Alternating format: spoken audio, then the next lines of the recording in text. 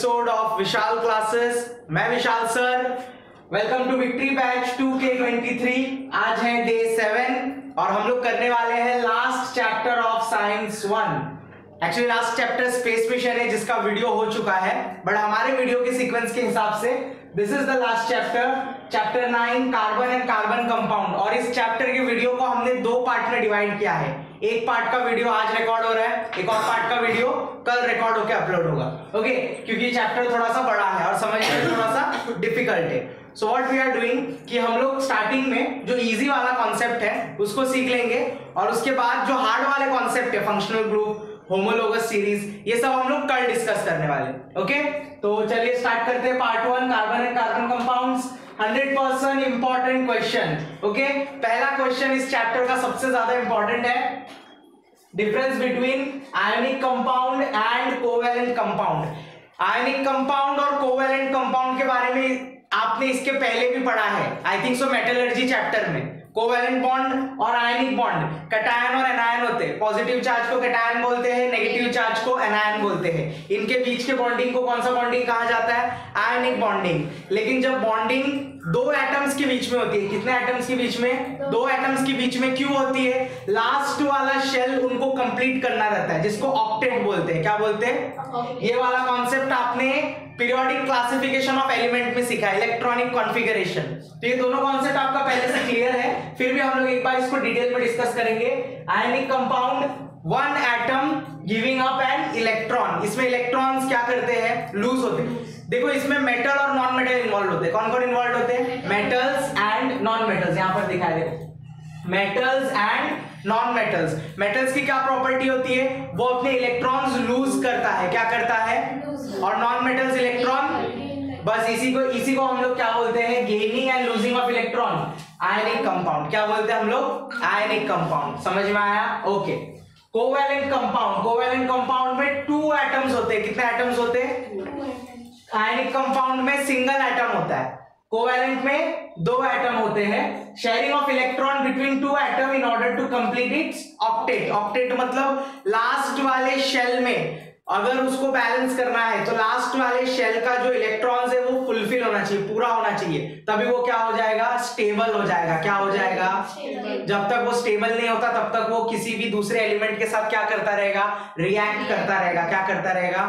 अच्छा, जो पहले से स्टेबल होते हैं, पता है उनके बारे में भी हमने डिस्कस किया है। Noble gas, very good, noble gas पहले से स्टेबल होते हैं, उनका इलेक्ट्रॉनिक कॉन्फ़िगरेशन कंप्लीट रहता है। Got it? Okay, next concept, catenation power. क्या बोलते हैं हम लोग इसको?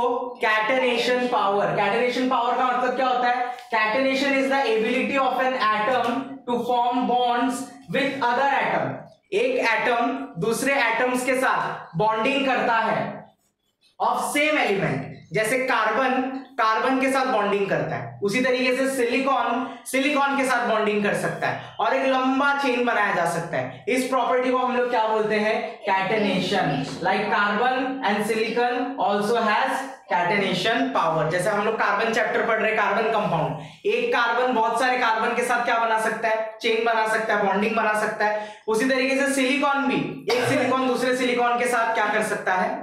बॉन्डिंग कर सकता है। आप जब हायर स्टडीज करने जाओगे, 11th 12th केमिस्ट्री सीखोगे, बीएससी में केमिस्ट्री सीखोगे, उसमें आप सिलिकॉन को भी स्टडी करोगे। बट इस बार के लिए आपको क्या है? कार्बन। कैटेनेशन पावर समझ में आया आपको? ये एबिलिटी होती है किसकी? एटम्स की, कि वो दूसरे सेम एटम्स के साथ क्या बना सकता है? चेन बना सकता है। Okay, next is electron dot structure. क्या है? Electron dot structure. हम लोग किसी भी केमिकल का इलेक्ट्रॉनिक डॉट स्ट्रक्चर कैसे बना सकते हैं? For example methane. मीथेन का केमिकल फॉर्मूला CH4। क्या है? CH4। C के आगे कोई नंबर है क्या? नहीं, मतलब C कितनी बार है? एक ही बार है, उसको बीच में लिखेंगे आप, सिंगल C। H कितनी बार? H के बाजू में कौन सा नंबर है? 4।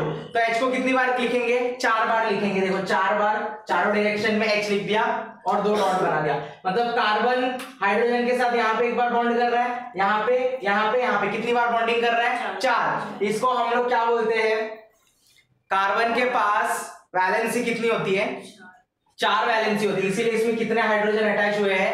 4 हाइड्रोजन के एटम्स को हम अटैच कर पाए हैं। और उसको दिखाने के लिए जो डॉट आप बना रहे हो इसी को हम लोग क्या बोलते हैं, डॉट स्ट्रक्चर। ये किसका डॉट स्ट्रक्चर है, मीथेन का। किसका, अब आप इथेन पे आओगे तो कितने कार्बन हो गए, 2 कार्बन। तो ये एक कार्बन, ये दूसरा कार्बन, इनके बीच में एक बॉन्डिंग शेयर हो चुकी है। अब कितनी बॉन्डिंग बाकी है, 3 बॉन्डिंग बाकी है। इसीलिए यहाँ पे 3 हाइड्रोजन इसके साथ और 3 हाइड्रोजन इसके साथ।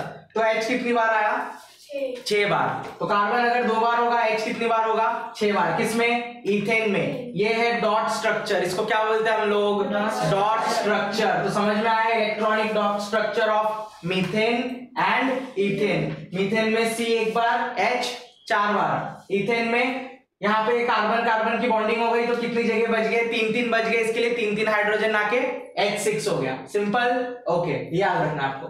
Question number 4, hydrocarbon and it's classification. Hydrocarbon मतलब क्या होता है, कार्बन जब हाइड्रोजन के साथ बॉन्डिंग करता है, किसके साथ बॉन्डिंग करता है, कार्बन जब हाइड्रोजन के साथ बॉन्डिंग करता है, मतलब ऐसा कंपाउंड जिस कंपाउंड में आपको सिर्फ हाइड्रोजन और कार्बन मिलेंगे, तब हम उसको क्या बोलेंगे, हाइड्रोकार्बन। क्या बोलेंगे, हाइड्रोकार्बन को 3 टाइप में क्लासिफाई किया गया है। कितने टाइप में क्लासिफाई किया गया है, सैचुरेटेड, अनसैचुरेटेड और फंक्शनल ग्रुप। किसमें क्लासिफाई किया गया है, सैचुरेटेड, अनसैचुरेटेड, फंक्शनल ग्रुप। एक एक करके सीखेंगे। हम कब बोलते हैं कि कोई हाइड्रोकार्बन सैचुरेटेड है, जब कार्बन की बॉन्डिंग दूसरे कार्बन के साथ सिंगल बॉन्डिंग में होती है। किसमें होती है, सिंगल।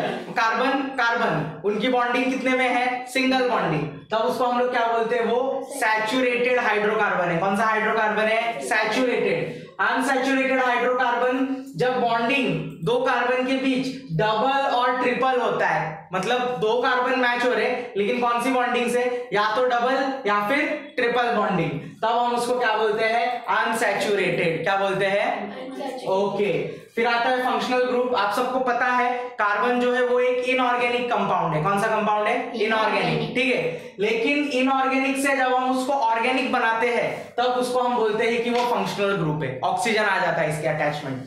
अभी तक हम लोग हाइड्रोजन लगा रहे थे, हाइड्रोजन प्लस ऑक्सीजन अटैच होगा तो क्या बन जाएगा, वो फंक्शनल ग्रुप। समझ में आया, कार्बन क्या है, इनऑर्गेनिक है, लेकिन उसकी केमिकल प्रॉपर्टी को जब हम ऑर्गेनिक बनाते हैं तब उसको क्या बोलते हैं हम लोग, फंक्शनल ग्रुप। इजी, समझ में आया। हाइड्रोकार्बन 3 टाइप में डिवाइड, ओके। अब डिफाइन में बोला है एल्केन्स, एल्कीन, एल्काइन।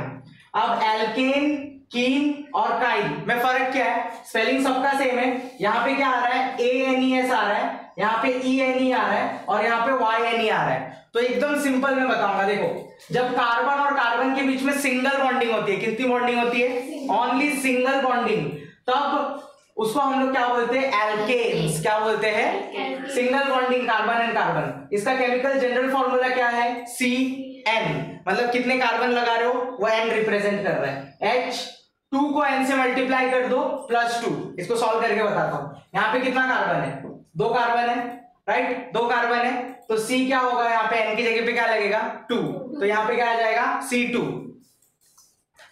यहाँ पे क्या आ जाएगा, C2। अच्छा, H लिखता हूं मैं, 2 मुझे पहले से लिखना है। N कितना है, यहाँ पे N कितना है, N की जगह पे कितना लिखा है मैंने, N की जगह पे कितना लिखा है, 2। तो 2 को किससे मल्टीप्लाई करूंगा, 2 से, और फिर क्या कर दूंगा, +2। तो C2, 2 2 जा 4, 4 + 2 6, तो कितना हो गया, H6। देखो H6 हो रहा है 1 2 3 4 5 6, राइट। तो ये इसका जनरल फॉर्मूला है। अगर कार्बन बढ़ जाएगा 3 हो जाएगा, तो N की जगह पे कितना आएगा, 3। समझ में आया, इजी, ओके। जब सिंगल बॉन्डिंग होती है तो क्या बोलते हैं उसको, एल्केन्स। जब डबल बॉन्डिंग होती है उनके बीच, क्या होता है, डबल बॉन्डिंग, तब हम उसको क्या बोलते हैं, कीन, एल्कीन। क्या बोलते हैं, एल्कीन। देख रहे हैं एल्काइन के बारे में। एल्काइन में 2 कार्बन की बॉन्डिंग लेकिन ट्रिपल बॉन्ड होता है। 2 कार्बन के बीच में कितना बॉन्ड होता है, ट्रिपल बॉन्ड, और उसका जनरल फॉर्मूला होता है CnH2n-2। क्या होता है जनरल फॉर्मूला, CnH2n-2। जैसे ऊपर वाला सॉल्व किया हम लोग ने, वैसे आप इसमें भी सॉल्व कर सकते हो। बस इतना ध्यान रखना, एल्केन्स में सिंगल बॉन्डिंग, एल्कीन में डबल बॉन्डिंग, एल्काइन में ट्रिपल बॉन्डिंग। क्वेश्चन नंबर 6, ये याद, ये बहुत ज्यादा कंपलसरी है, ये बहुत ज्यादा इंपॉर्टेंट है, बहुत ज्यादा। Okay, alkane, alkene, alkyne, easy, okay. Define isomerism. अब आइसोमेरिज्म क्या होता है? The phenomenon in which compound having different structural formula but have same molecular formula. Molecular formula हमेशा सेम होगा, इसका molecular formula क्या होगा? सेम होगा, लेकिन स्ट्रक्चर क्या होगा? एक ही केमिकल का मॉलिक्यूलर फॉर्मूला सेम है, लेकिन उसका स्ट्रक्चरल फॉर्मूला क्या होगा? अलग होगा। जैसे यहाँ पे मैंने बताया ब्यूटेन, ब्यूटेन को आप ऐसे भी बना सकते हो, स्ट्रेट चेन, और ये ब्रांच चेन। ब्रांच चेन मतलब क्या? देखो सेम मॉलिक्यूल है, ब्यूटेन ही है, ब्यूटेन का मॉलिक्यूलर फॉर्मूला क्या है? C4, 4 ही कार्बन होंगे। यहाँ पर भी देखो 1 2 3 4 कार्बन है, यहाँ पर भी 1 2 3 4 कार्बन है, लेकिन हाइड्रोजन कितना है? 10। तो यहाँ पर भी 10 हाइड्रोजन है, यहाँ पर भी 10 हाइड्रोजन है, बट इसका अरेंजमेंट क्या है? Different. Same molecular formula but structure दिखाते वक्त आप दो अलग तरीके से इसका स्ट्रक्चर बना सकते हो। जिसके साथ ऐसा कर सकते हैं उसको हम लोग आइसोमेरिज्म बोलते हैं। क्या बोलते हैं? ये हम लोग ब्यूटेन का आइसोमेरिज्म एग्जांपल देख रहे हैं, ठीक है? पेंटेन का भी होता है, अलग अलग चीजों का होता है। ओके, जब मैं चैप्टर एक्सप्लेन करूंगा कार्बन एंड कार्बन कंपाउंड का, तब आपको डिटेल में पता चलेगा। Okay, explain aromatic compound. क्या है? Aromatic compound. ये समझ लीजिए एक ऐसी चीज होती है, एकदम सिंपल भाषा में बोले, परफ्यूम यूज किया आपने, परफ्यूम, परफ्यूम का स्मेल कैसा आता है? बहुत ज्यादा इंटेंस, फ्रेग्रेंस बहुत ज्यादा एकदम खुशबूदार लगता है वो, मतलब उसमें से एक इंटेंस स्मेल निकलता है, तो उसी को हम लोग एरोमेटिक कंपाउंड बोलते हैं। नॉर्मली बेंजीन जो होता है वो एक तरीके का एरोमेटिक कंपाउंड है, बट एरोमेटिक कंपाउंड को आप डिफाइन कैसे करोगे? Aromatic compounds are chemical compounds that consist of conjugated ring system. ये कौन से सिस्टम में अवेलेबल होता है? रिंग सिस्टम में। ये रिप्रेजेंट करता है बेंजीन रिंग। क्या बोलते हैं हम लोग इसको? अब यहाँ पे मैंने जो बनाया बेंजीन को अटैच किया, देखो COOH, मतलब यहाँ पे बेंजीन है, इसको बार बार लिखने की जरूरत नहीं होती। इसको रिप्रेजेंट करने के लिए क्या बना देते हैं? एक कॉन्जुगेटेड रिंग सिस्टम बना देते हैं, राइट? और फिर आप किसी के भी साथ उसको अटैच करो। अब ये अटैच करने के बाद क्या बन गया है? बेंजोनिक एसिड। क्या बन गया? आप इसको किसी के भी साथ अटैच कर सकते हो, कार्बन, ऑक्सीजन, हाइड्रोजन, लेकिन जब ये बनाओगे स्ट्रक्चर को हम लोग क्या बोलते हैं? Aromatic compound. क्या बोलते हैं? इसमें से बहुत ज्यादा अरोमा निकलता है, खुशबू। अरोमा का मतलब होता है खुशबू निकलता है। Okay, perfumes and everything, intense smell वाली कोई चीज होती है ना, उसके अंदर ये कंटेंट होता है। So this was part 1। I think so ये आपका इजी गया होगा, बट पार्ट 2 में हम लोग जो एक्स्ट्रा कॉन्सेप्ट कवर करने वाले हैं वो थोड़ा सा आपका हार्ड जाएगा। फंक्शनल ग्रुप, होमोलोगस सीरीज, इसको हम लोग डिटेल में, हाँ इसको हम लोग डिटेल में, IUPAC नॉमेनक्लेचर भी है, IUPAC नेमिंग कैसे दिया जाता है वो भी मैं आपको बताऊंगा पार्ट 2 में। ओके, और अगर ये टाइम पे कंप्लीट होता है हमारा सिलेबस, अगर आगे रहता है तो अलग से वीडियो बनाऊंगा न्यूमेरिकल और इंपॉर्टेंट डायग्राम का भी, ठीक है? तो हमने डिसाइड किया है कि साइंस का सीरीज खत्म होने के बाद हम मैथ्स का सीरीज स्टार्ट करेंगे, फिर साइंस 2 मैथ्स के बाद लेंगे। ओके, तो इसी तरीके के वीडियोस हमारे चैनल पर आते रहते हैं। आपको चैनल को सब्सक्राइब करना है, बेल वाला आइकन प्रेस करना है, ताकि जब भी मैं कोई नया वीडियो अपलोड करूं तुरंत आपको नोटिफिकेशन मिले। और जो मेरे क्लास में लाइव बैठे हुए हैं, आप अपने दोस्तों के साथ वीडियो को शेयर करो। कोई भी डाउट है कमेंट सेक्शन में मेरे साथ पूछ सकते हो, एंड डिस्क्रिप्शन में ये जो नोट्स है इसका PDF आपको वीडियो के नीचे डिस्क्रिप्शन में वेबसाइट है, वहां पर मिल जाएगा, free of cost, no charges.